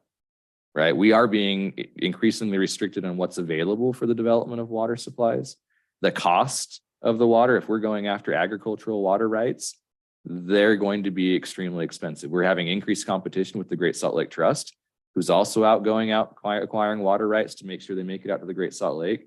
So, I mean, this is just a different environment that we're operating in today than it was 5 years ago or that it was 10 years ago. And so I know it's uncomfortable. I know it's challenging, but I do think we need to seriously look at how these things impact each other and understand that I don't know what Morgan City's plans are. I mean, does Morgan City want to expand 20%, 30%? Not my decision. I'm not city council. It's not up to me. But if there are plans to have expansion taking place, there need to be plans to demonstrate how the water is going to get there. And droughts, we're in a record water year right now. And so I hate to talk about drought, but it's the drum I pound all the time is we're literally just preparing for the next dry spell. We've had them before. We'll have them again. This is a great input into our buckets. We still only have a 2-year water supply in our reservoirs. And our aquifers have been depleted over the last several years. So it's uncomfortable. Change is difficult. I certainly don't want to be perceived as just doom and gloom and this is what's going to happen and be overly arching in our decisions that are being made here by you. But, depending on what the growth patterns look like, I mean, we need to be progressing towards increasing efficiencies and reduce demands overall. It's just what it means. And how quickly we do it, it just means that if we delay it now, then the decisions we have to make in 10 or 20 years are going to be even more drastic than what we're talking about right now. So I appreciate your time. If I can do anything else, by all means, reach out. Thank you. I'm writing a memoir, The Pontiffs of John. So Thank you, John. Thank We you. appreciate you coming up here and appreciate your time. absolutely. Thank you so much.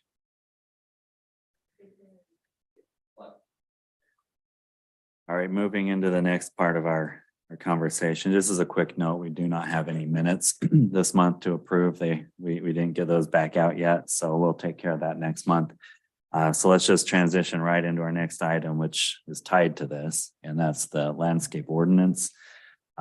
We've had a lot of discussion about some of the issues, just with conservation in general. But Jake, let me turn it over to you. You have a presentation on some of these things as well. I do, and we've reviewed quite a bit of that. I'm not going to go over the Weber Basin program. We covered that. So, here are some reasons to discuss updating the landscape ordinance. And part of this, I do want to back up and say this is something that previously the Planning Commission has decided to do, and also the council has decided. They certainly didn't decide yes or no to following the Weber Basin model, but a decision to update the landscape ordinance. Here are some things to think about. Participate in the state incentives program. And then the next one, improve the quality and beauty of landscapes in Morgan City. The current ordinance is actually very minimal compared to statewide and the region in terms of requirements. When we were doing the McDonald's project, I reached out to the project manager and just said, I know this isn't required, but could you really beef up the landscape? Because you're putting in about 10 plants in the park strip for about 100 feet going both ways. It's right in the gateway to the city. What you have is not going to look very good. And he said, you know what, you have a good point. We're going to do it. I wasn't mandating it. It was just saying, this doesn't look like you're going to spend X amount of million plus on the building. Could you throw in some additional plants to make this look better? If I And remember correctly, we did have that as a very large and long discussion point, McDonald's. we did. And we didn't make that as part of the conditional use permit. But And that was the right thing because it was not in the ordinance. And we could ask them to do it, but we couldn't. Yeah. So where did that project stand right now? They're at pre-construction. Everybody asked me It's that. gonna be starting soon.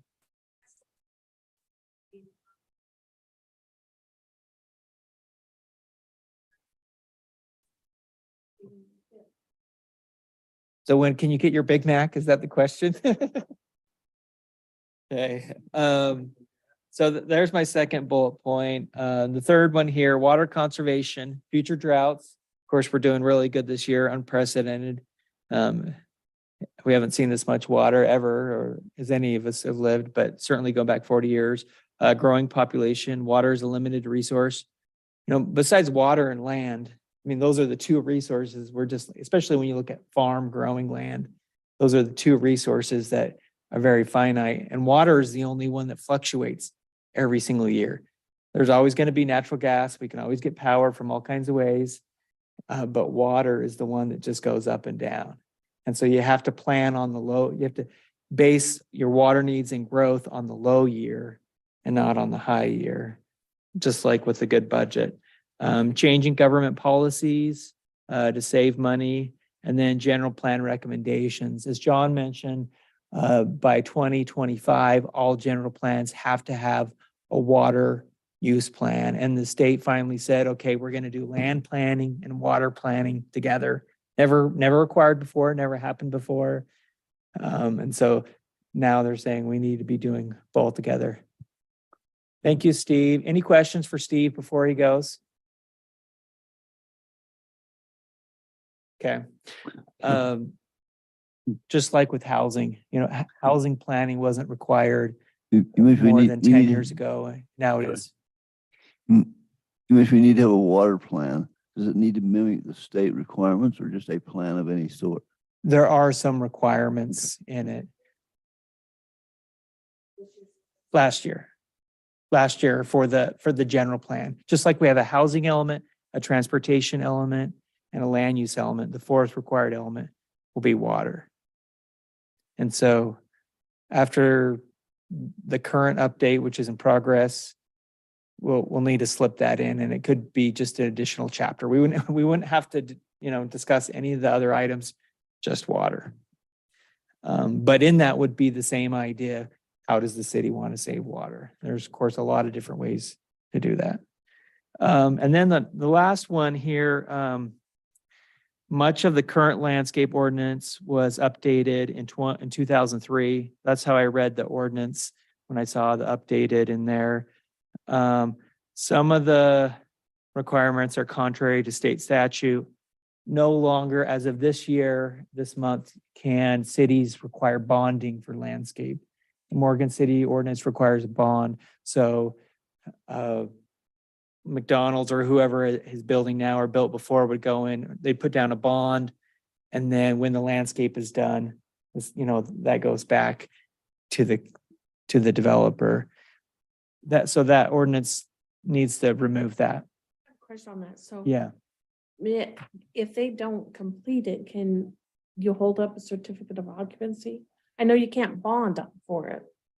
Or is that just, you know? I don't know. I'm gonna look into that. Steve, are you here? Now he leaves. Now that I thought. So one thing from the land use conference is if the landscape is tied to the stormwater basin, which is infrastructure, then yes, definitely yes, is how one city felt at that conference. Cosmetic or. Yeah. And I don't know on that. There's fines, there's questions. And so I'll get back to you on that. And then my last point here, we should keep everything we like in the current ordinance. Doesn't have to be a wholesale kind of thing. And the city's ordinance is landscape and fencing together. There's nothing wrong with keeping that the same or splitting them out. Could go either way. Okay, so the next slide I have here, these are some basic outlines of what a landscape ordinance could look like. A lot of these are some of these steps are basic ordinance that we have in most of the ordinances. What is the purpose? The application, when and where does it apply? That's part of the discussion we've had today. Guarantees and completion. How does that work? That's a good question. Relates, we can't do bonding, but what can we do? The number 4 here, general maintenance requirements. What does, so question for Teresa, what does the city do now, if anything, if someone just says, I don't care, I'm gonna have 3 feet tall of weeds, I'm not gonna water, I'm just not gonna touch it. Does the city have any maintenance nuisance kind of ordinance, or does the city just hands off, if you don't care, we don't care? No, so what we have is there is, and I think it's chapter 2. I could be wrong. Mayor might know on that one, but so we do have where obnoxious weeds and everything, they have to be trimmed and on and on. Now, how do we enforce that? We've not employed a code enforcement officer till recently, so it was by complaint. So if we had someone that says, hey, this yard looks terrible, we would go ahead, give them 2-week notice that they had to clean up their area, and then they get cited from then on after. So we do a verbal, then a citation, and then another. Okay. So we do have a, And the same thing is for buildings, is that correct? If a building gets to a certain point, and sometimes they can be hazards. Having a process for it and actually enforcing it are two different things. Yeah, and that's the same throughout the state. Zoning is more of a complaint kind of basis. And personally, I don't have a problem with that. I kind of like it.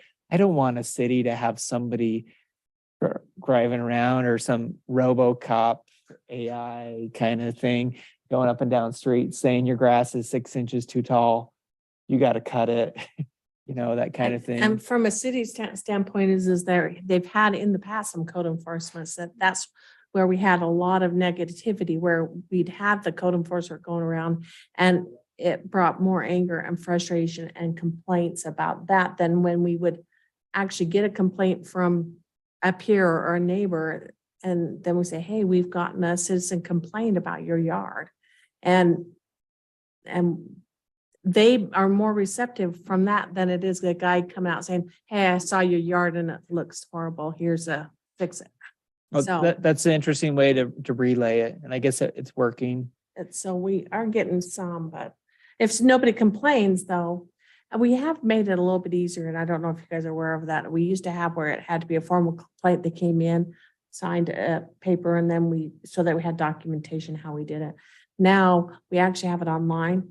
A lot of people don't want to come in, but now they have the opportunity. They can just go right online, and we have a complaint, code enforcement thing. They can just do their enforcement or their complaint right online. So that makes it nice. The person know Anonymous. Who filed the complaint? We do, but the person that didn't complain on will never know who it is. Could they get it with a grammar request? I don't know, we've got grammar requests is more like for records, and we But- have people that'll ask that, but Hmm. the code enforcement is, and you can take photos and upload photos and everything. That'll help so that we can have that. But if Jake is complaining about Tony's yard, Tony will never know it's Jake. Yeah. Well, it sounds like he's got a lot of grass. That's all I know. So if somebody files a complaint and that person that they complained against calls the city and says, who made the complaint? Are you obligated to tell them? Yeah.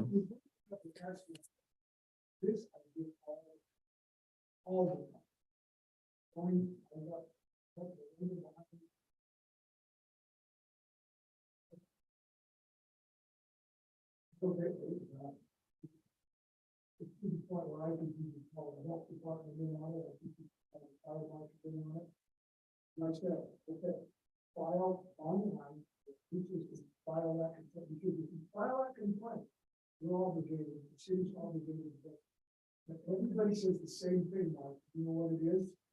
I don't want them to. Everybody. Yeah. Well, I'm speaking from personal experience myself. Because I got a phone call the next day saying, what's the deal? How come you're complaining against me? So, They wouldn't know. It would be something that they just assumed. yeah, right, okay. So you're not obligated to tell them. No, and then when the code enforcement officer, or if it's our staff comes out and says something, they're, they do not tell you. So they're assuming. And so if they come right out like that, they're just fishing. But no, we don't tell.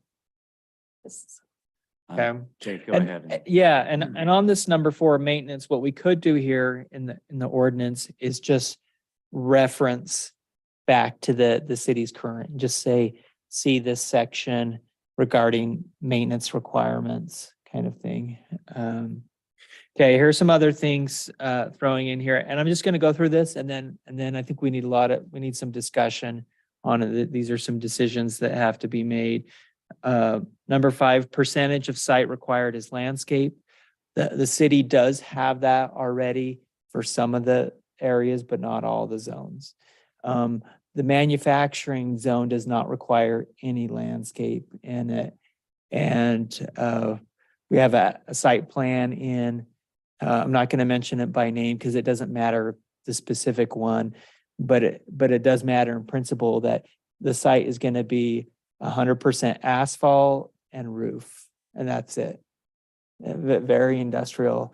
And so you think about what are the impacts. We've talked about aquifers. We haven't talked about urban heat island effect. That's where asphalt and concrete really makes things hotter. That's a reality. There's a lot of studies in Utah on that. And then also just aesthetics over time. And the thing about Morgan City's layout is the industrial area is also going to be the gateway to future development. And it's also part of that you drive through coming into town. It's like, do we want to have our entrance to the community requiring no landscape on the private property kind of thing? And why does industrial get off, but commercial doesn't? So that, I think that's up for discussion as well. So that's a question. How much landscape is required per land use? How much of that can be used for stormwater? That's a good, some cities separate the 2 buckets out. I think it's good to actually combine them a little bit on it. The part that I don't like is when all the when the soccer field is also the stormwater basin, and you basically have a field that's worthless half of the playing season. And a year like this, if you've seen Mountain Green and other places, it'll still be a month before some of their stormwater parks are usable as parks. Number 6 here, park strips. What are the water-wise requirements? Do we want tree requirements or planting coverage requirements? And then number 7, basic landscape requirements for RM and C zones. They don't have to be the same, but what are they per zone? Planting, grass limitations, irrigation requirements, and then reference to Clearview standards, which Morgan City has. We would just maybe reference that. Clearview is when you're at the intersection and you can't have tall plants. And so that's a public health, safety, and welfare issue. And you need to be able to see what's going on. So that really helps out, especially with neighborhoods and kids. So they're not getting hit. Yeah. If that is the state required to abide by those same requirements? The state says nothing about Clearview. For example, on State Street, State Road, and there's. Oh, issues with if it. they would. Yeah, do they have to abide by these same ordinances that we pass? I'll look into that. That's a good question. I would think they would. I would hope they would. Yeah, I would. Definitely the Clearview. I mean, that is UDOT policy. I've seen that. They do have policies. So are there circumstances on State Well, Street in I could the, think of a property that I own that there's stuff, but it brings up the next question is when we obviously have some main thoroughfares through the city, Yeah. State Street being the main one. Yeah. A lot of this, when we talk about making Morgan look presentable, is involving state roads and how things are landscaped right against the roads, the park strip and all of that. And I just don't know what the state's responsibility is versus what the city's responsibility is on some of these things. And So- if we pass something, or if they have to do it, then great. If they have to do it and pay for It would be, most of the time, the park strips are unique because it is city or state road if it's in the right of way in terms of ownership. Yeah. But maintenance and management is the private property adjacent, and that's just how it is all over. So for example, with the McDonald's, let's just say we had a different landscape ordinance in place, then McDonald's would have had to have done that, and part of their land is on State Street, so they would have just gone ahead and done whatever the ordinance required. So UDOT's not gonna come in and do the landscape for the McDonald's park strip that's part of State Street. That would have been McDonald's. Right. Well, the same question then is that where the state does have. Because I know there's spots, I'll take my same property, for example. I believe it's actually state, like, it's right there next to the river, across from Tractor Supply. That sidewalk and park strip is, if you look on the way it's zoned, that's state property there, or it's city. I don't know. It's a weird spot. Clear over past the sidewalk.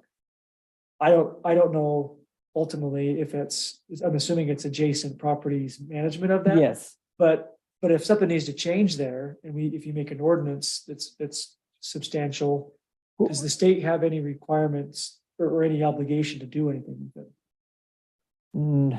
No, it would go back to that building permit. Now let's just say UDOT was coming through and redoing the whole corridor. Yes, Well, let's just say the other if they weren't doing that, then no. And then the second thing is if you or someone did a building permit that triggered that, then yes. Well, I guess the other way is true too. So say we want to beautify the main thoroughfare through Morgan City. We want trees lining down the street. That's on a park strip that's against a state road. Can the state stop us from doing that? No, I don't, I mean, we probably would have to have a dialogue with them and discuss it. But there's plenty of cases where UDOT gets a little bit more difficult is the medians down the middle. That's where it gets really tricky on the side. And then the trees on the side, there's rules about pruning the canopy up 8 feet so you can see underneath. And then also rules about bringing the trees in from intersections in certain places so they're not in that view corridor kind of thing. Okay. So apart from that, I don't think there would be an issue. And there are park strips. They'd be really concerned about the roots lifting their curb and gutter. And that's where the right tree in the right place. Yeah, yeah. And narrow trees would be just fine. Like trees there, I mean, there's a lot of nice trees that are only 5 feet wide that just go, tall. So I'm talking about the tall, skinny ones. There's one even called Skinny Jeans with a G. Look it up. It's a great oak tree that doesn't get very wide.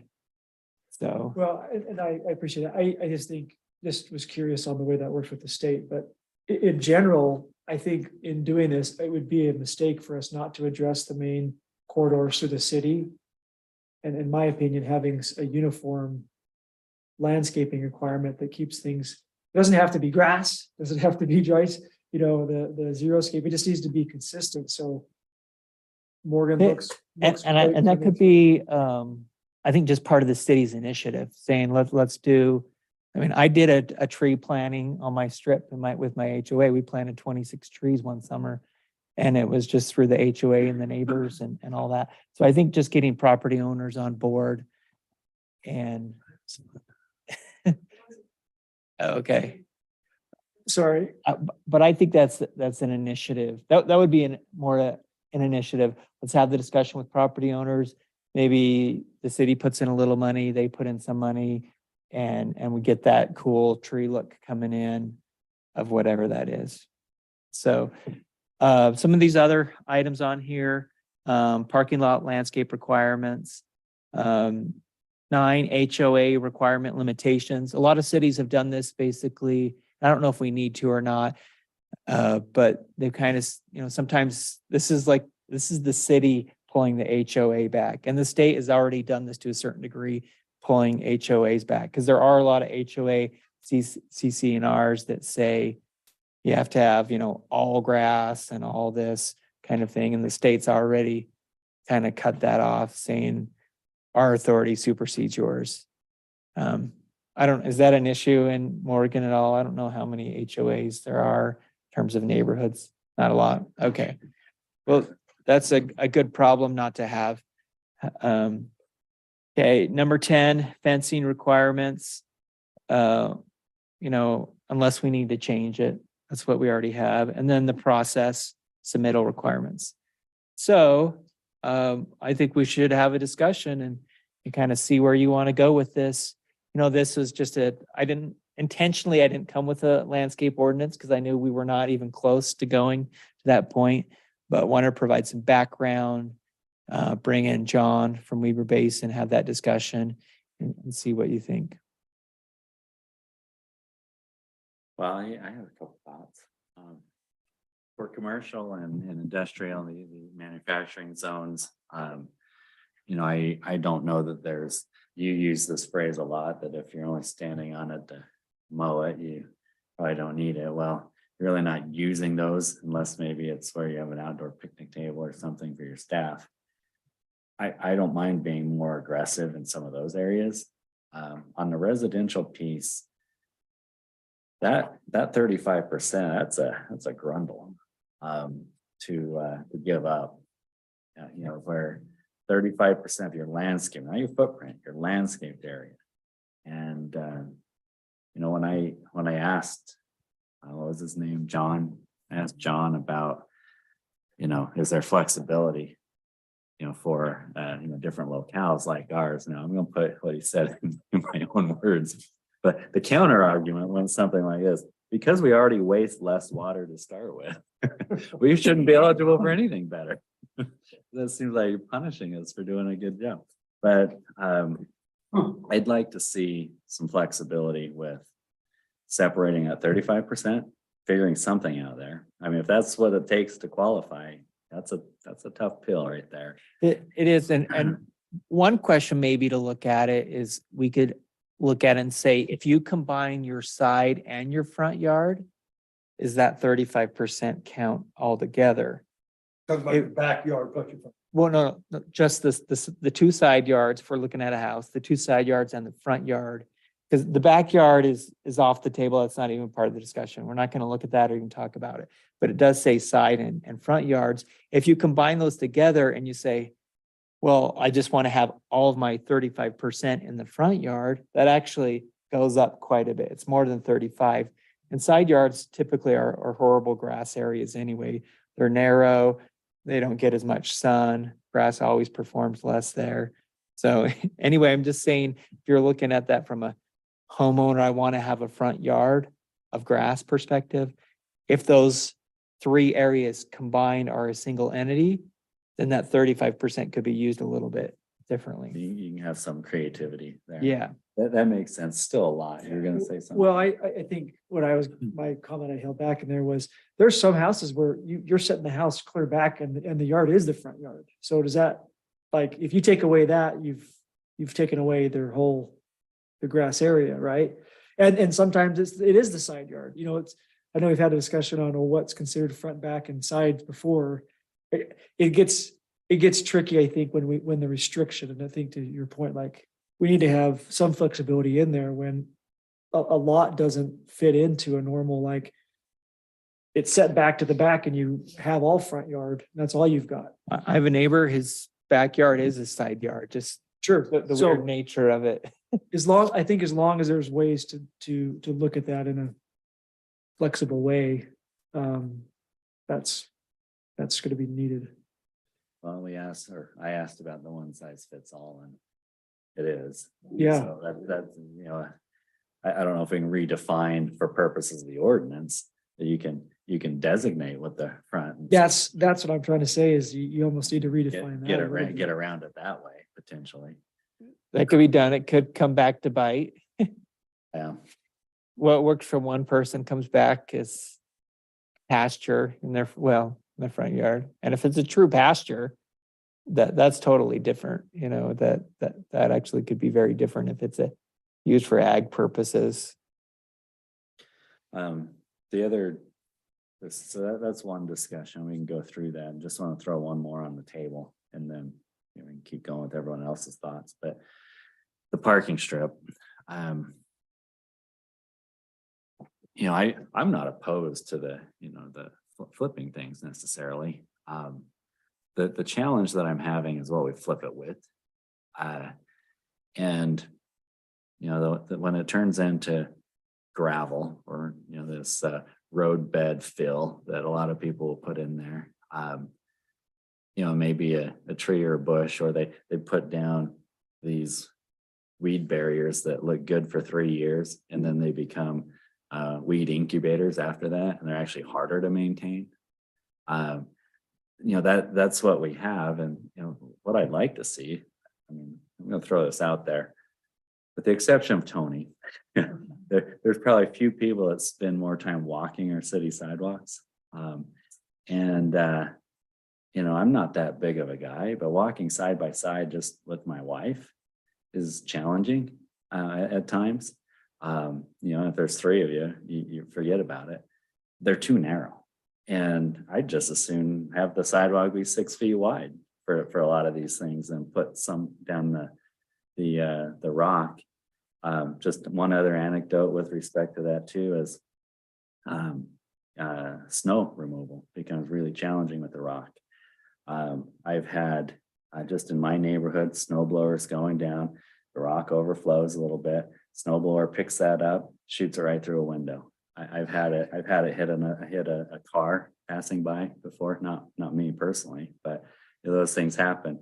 The kids come down on their scooters, they hit that gravelly rock, they spin out.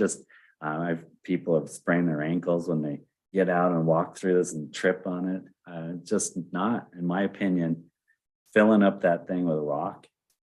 I realize bark's an option, different things. I understand there's other options besides rock, but man, I hate that stuff. I'd just soon have it be concrete or have it be an option that it could be concrete. Yeah, which that wouldn't be allowed in the state program.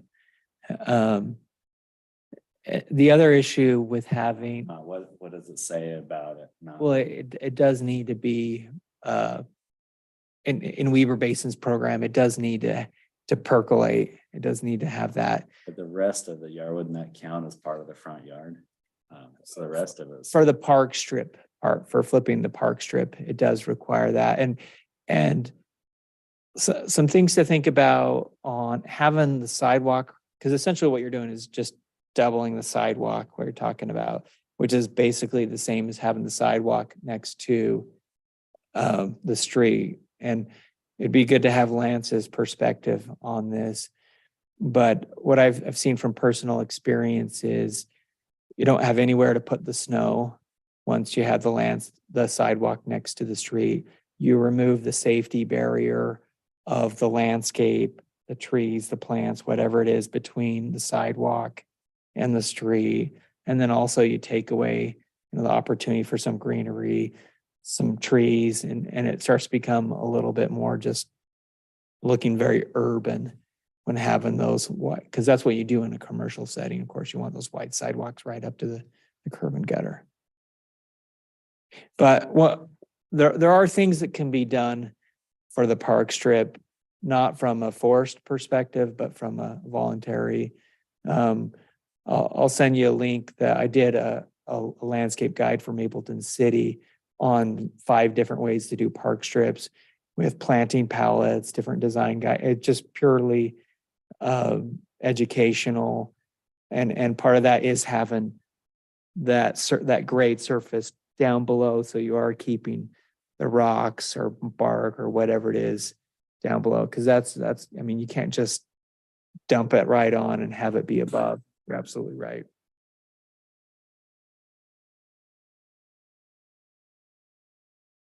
Those are my two things. And part of the thing on the park strip is there's the not having grass part. Go down that route, and then there's also having some basic requirements of plants. You could have 0, or you could have up to, a minimum amount of plant coverage. And the plant coverage is a flexible way. It's just saying you got to cover 35% of that, whether it be with trees, ground cover, or whatever. With one caveat, it has to be 24 inches or below. That's kind of the Clearview standard. And that's a safety standard. Does the city already have that? The Clearview okay, so that's something you already have. Just on corners. Yeah.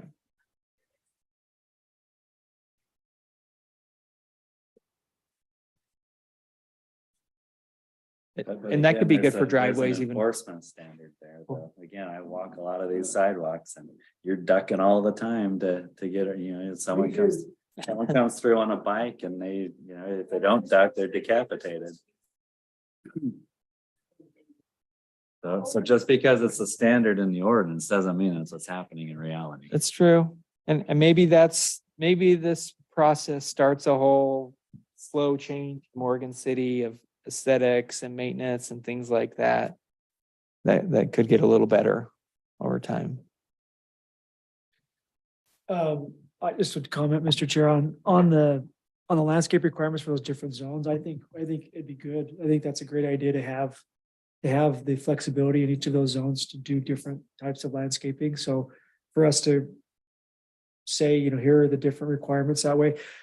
You're exactly right. Morgan has the industrial and the manufacturing right at the beginning of our city. And I think it'd be a bad move. I don't want us to look like a wasteland. I guess that's part of the issue with the xeriscaping and the way that we're set up is if we don't put in something that requires a little bit of beautification, it's gonna look dumpy, and I don't want to be a dumpy city.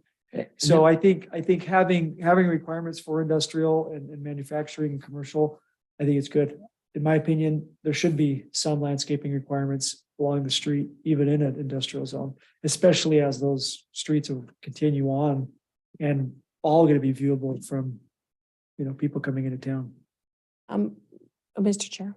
Yes. So like, for example, in the manufacturing, it's one of those from a staff's point of view that it's a priority to look at that because like you said, the building lot itself requires no landscaping, but yet it requires a park strip full of massive trees and all this other stuff. And then an 8-foot section after the sidewalk to the parking lot.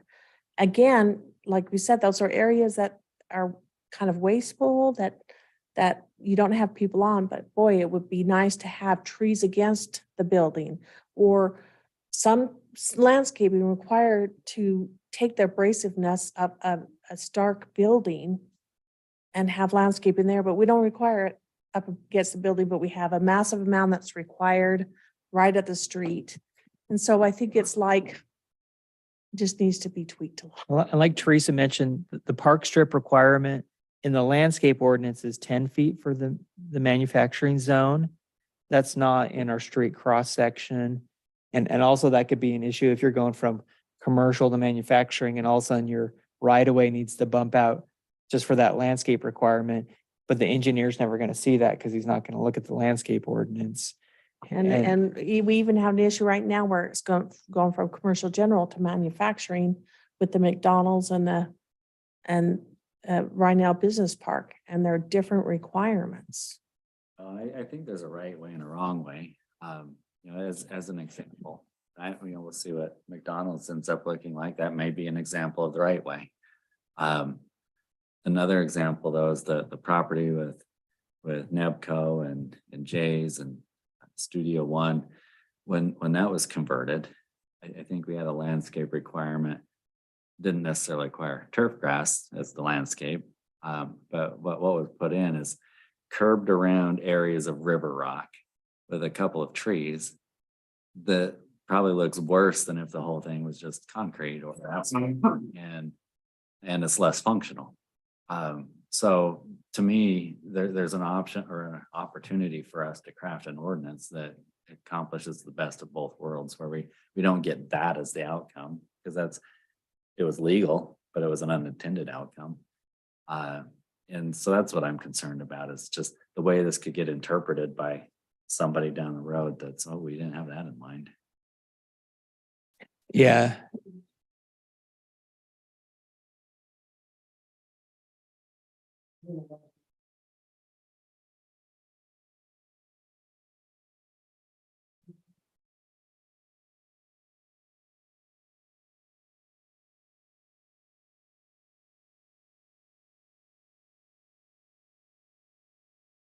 That industrial drive area.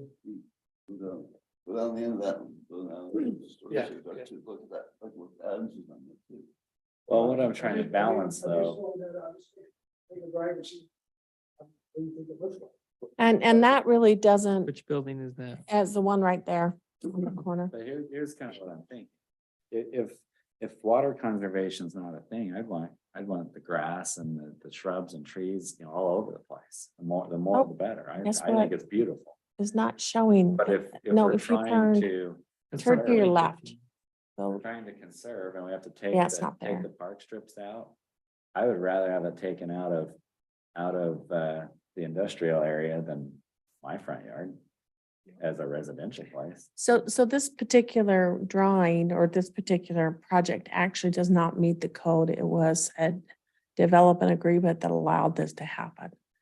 Those that have been in the planning commission, there would have been another 8 feet behind the sidewalk towards the building. And then the building itself where there is plants and trees, you can't see in that picture. Those aren't required. There would have been another 8 feet. There would have been another 8 feet behind the sidewalk. Right here, Yeah. which is, that could be difficult because you don't know if their layout would they want to drive through for a dry cleaner or, you're putting a restriction on site design. But by how it's written. With just, I don't know how long you want to go tonight, but I do want to ask the question. Throwing something out, what if I prepared an ordinance that did meet the state requirement as a discussion, as a launching point, so you could know what that looks like? And then we have a joint discussion with the council to see if they would want to continue down that path, or we just say Morgan's going to go its own way and not worry about the incentive. I mean, where that's a kind of a policy decision, I think it'd be good to have the two together to have a discussion on it. I'm throwing that out as a question.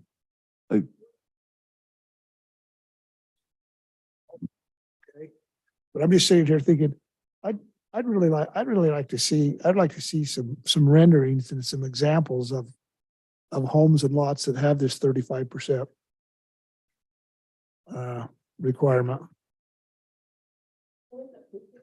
Showed before was more than 35%. When we went to where Salt Lake. the Granite High School Yeah. conversion, that was, You don't have to that do- was You don't have to more. do it. You don't have to do it tonight. I was just curious what they might look like. Yeah. Justin was saying the same thing. Let's get some examples out here. What Yeah. doesn't look like it's not a $50,000 landscape architect bill. Because in my mind, I'm sitting here thinking 35% side yard and front yard. And I'm thinking, well, and again, please don't read anything into what I'm about to say, okay? But I know a lot of homes, the side yard is pretty much taken up with an RV pad. A Yeah, concrete there's no RV side yard pad. left. It's 35% of the landscape. Now, Yeah, now, yeah. if the RV pad was gravel, you could make an argument for it. So it's not 35% of the side yard and the front yard. The only 35% can be Grass. No, only 35% can be grass. 35%, yeah. Only 35% can be Oh, grass. Let's go back to, Yeah. But so that your side yard's in, Why? Right here, you see this lawn areas Yeah, why not? Why don't, I don't get that. will not this is state code right here, by the way. Lawn area for the program. Lawn areas will not exceed 35% of the front and side yard landscaped areas for single family residential. Now, it's much more restrictive on commercial, industrial, multifamily, but right here, that's 15%. Well, I just talked to John Perry out there and I just made the same comment. I just said, well, aren't most side yard, a lot of side yards, most of the one side yard is used for an RV pad, a concrete RV pad. And he says, that's correct. Correct, that doesn't count. Does he understand that then? Why wouldn't it count? Because of the way it's worded. It's not landscaping. You said it, Nate, you're not gonna water concrete. Well, I'm not. If I can on this, I would say, I'd say, yeah, go ahead and draft the ordinance. I would strongly recommend that along with that, the examples, and I'm a big believer, if we're going to make something that, I think there'll be some pretty powerful opinions on this. You've got to have messaging that's proper, and we've got to see how did other successful programs go? When this was implemented, was there a city that did it and put out the messaging and had the right supporting data and facts and figures and examples to make it work?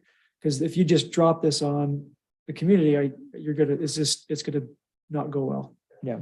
I would Great almost point. even like to see either two versions or at least some alternatives. So draft A is what brings us into compliance for eligibility for this program. So we could see what that looks like, and yes, have the examples and the communication and the selling points all with that. But the second part would be, okay, let's say we don't do that, but it's still smart to do something. What are some of those somethings? Yeah. And how I would see that is it'd be more removing. It would single ordinance, and then certain, sections are highlighted or underlining, saying these could come out. The more restrictive is the state part, they could come out, and then we'd have it. Wider sidewalks and come into the front yard. Sounds like you want all concrete. Just wider sidewalks. Is 5 foot the minimum on the, They're not 5 feet. They're like 3 feet. in terms of requirement? Most So- cities are at 5 feet these days. Yeah, so it depends on what kind of street it is. If it's a collector, they're 5 feet. Just Yeah, The residential or not? no. Okay, I'll talk to Lance. No, I believe that they're 4 feet. And then we do have some areas when we had our master trails plan that had wider sidewalks that are in the city. But pretty much the only ones that are 5 feet are Young Street. What other one? What other collector street?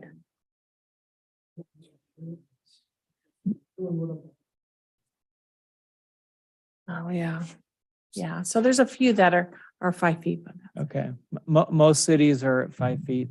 That's a common standard, so we could talk about that.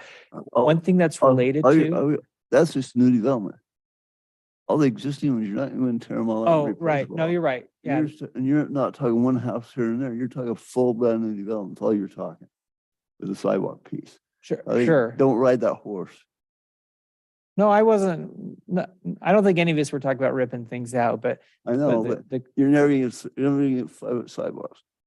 I'm talking except in just new, brand new existing. Yeah. brand new developments. yeah, or places where you go back and add landscape or add sidewalks where they don't have it. You do the Safe Streets to the elementary schools program, those kind of things. One thing related to sidewalks is there's also a new state law that in a residential neighborhood, the maximum asphalt distance is 32 feet. I talked with Matt about this, Matt Harvickson, who's been talking with Lance on new cross sections. So now is the time to look at that. And And so that means if you keep the 60-foot right of way, which Morgan City requires, that gives more room for wider park strips and wider sidewalks. Because the maximum asphalt for residential only is 32 feet. Go ahead, Ray. My input on this, couple things. I think I've got kind of a grasp on what the requirements are to meet the carrot. I'm not sure what the requirements are for what the state legislatures put out mandating. I'd kind of get a better feel for what they're mandating as far as their requirements. Just do we have to do something, or is there something required? Are they requiring what? Are you talking about the general plan Yeah, requirement? general plan requirements or what the state requires. I can bring that. That's at a general plan level. Okay, So that's saying the cities have to have a plan for water conservation and you should be doing it. Okay, that's as much as it says. So they're not. There's a little, requiring there's a something. little more to that, but it's not detailed like this. Okay. This language on your screen, this is Right. state code for the incentives program. For the same program only. Yep. Okay. The other thing, I guess, as we put this together, is in my mind, we address our purpose, what we want to accomplish. Do we want to accomplish water conservation? Do we want to accomplish beauty? Do we want to, what we want to accomplish by the plan? And that's, if I care, I guess the other piece I'd encourage, tonight I took an hour and drove around town. And a lot of these guys walk and see things. Park strip wise, in trees, I only found one location where there's 4 lots that even had trees in their park strip together. Every place else in town, you get one here and one lot here or there, a couple lots here and there with a tree in the park strip. That's not currently what we have. I'm not saying we shouldn't require new ones, but we currently don't have trees in park strips, folks. I encourage you to drive around and look and see what you see and see what looks good. Some of those, one location has got like 5 on both sides of the road, and it's a canopy thing. The other areas you can look and see the people's front yards and their landscape of their yard areas. There's a lot of different differences in what you see. So the question of mine is what do we want to accomplish with this new ordinance? Saving water, beauty. Beauty is a preference. Beauty is not a reality. And our piece is our perception can be what we feel we think we want. I guess I'm trying to be open enough minded to accept new changes. The rock thing used to drive me crazy. I was used to trees and grass. But the more I look at it, maybe it's okay. So it's a perception change we need to work at. At least I do. Great comments. Thank you. So just as we look at the time, I'd like to skip our third agenda item, not even go there tonight. And then maybe wrap up this point in the next minute or two. And I think, I'd like to take what was just shared and it's mature and is spot on. Which is why I'm struggling with some of this to begin with. If our purpose is to conserve water, it sounds like you could plant trees in your yard or have a requirement you can't mow your grass lower than 3 inches and save just as much water without doing any of this. So if it's water conservation, then let's figure that out. Different ways to go about it. Yeah, exactly. Any final thoughts before we wrap up for today? I mean, do you have enough input that you feel like you can draft something that creates the incentive? Yeah, I do, and I can kind of separate out what is meeting the Weber Basin program part and what is just a good basic landscape ordinance, and so that we could take that and decipher it in the future. Okay. Rather than presenting two, I'd rather just have a single, but identify items that say, this is very specific to that program. But I like the idea of bringing in examples. Before and after examples are always the best. We could talk about programs. I'll reach out to cities I know and ask, what have you done? This is a big change for people.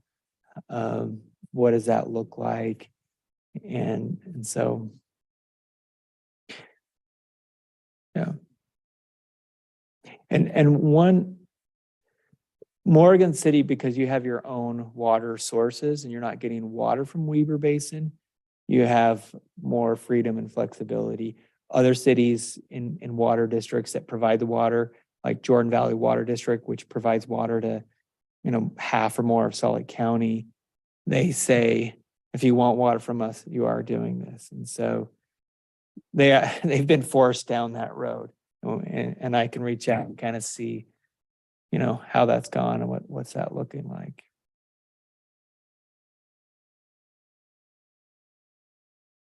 Any other discussion? Aaron, come on, No, I'm not really concerned with qualifying for Weber Basin's incentive program. I don't want to legislate single-family homes. I don't want to. I might get outvoted, and that's fine, but that's where I stand. We can be as strict as we want to be with the industrial zones and the commercial zones and all the other ones, but I'm not interested in being a lawn Nazi. So that's where I'm at. okay. You feel like property rights wise, it's okay to do it with commercial, industrial manufacturing, Yeah. but not with individual homes? Yep. Okay. Thank you for sharing. All right, last call. Let's wrap there. Yeah, it's 1 a.m., last call. All right, meeting adjourned. Thanks, everyone. I just figured that the next month. We can change the